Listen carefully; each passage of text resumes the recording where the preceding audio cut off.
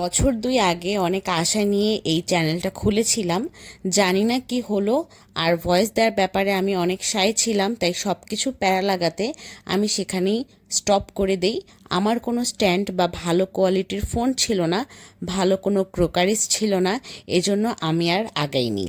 Recent আমি একটা Facebook page খুলেছি, সবাই বেশ ভালো ভালো বলছে, তাই চাচ্ছিলাম চ্যানেলটা তো পড়েই আছে, কেননা এটাকে কন্টিনিউ করি। আপাতত আমি ছোট ছোট ভিডিও দিয়েই চ্যানেলটা শুরু করতে যাচ্ছি।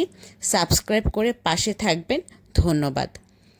যাই হোক, আমি ফেসবুকে একটা জিনিস লক্ষ্য করেছি, সবাই আমার শপিং ভিডিওগুলো অনেক বেশি পছন্দ করে।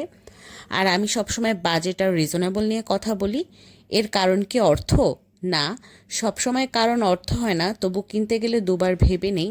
এটা আমার সাদাসিধা অভ্যাস। আর সেদিন আমি মৌচাকে চলে যাই আনারকলিতে, আর এখানে আমি বেশ বাজেটের মধ্যেই কেনাকাটা করতে পারি। তোমরা এখানে আমার প্রায় আসা হয়, আর তোমরা ভিডিও দেখে এটা বলবা না যে আমি বোধহয় এখানে যাই শুধু ভিডিও করার জন্য। ব্যাপারটা এটা না।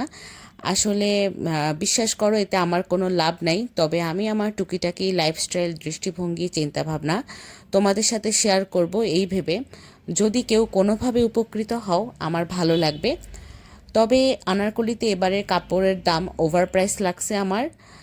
লিস্ট থেকে অনেক কিছু বাদ পড়েছে, সেগুলো হয়তো অন্য সময় অন্য কোথাও থেকে নিয়ে নেব। আর এবারে আমি কি কি শপিং করেছি তা জানবে।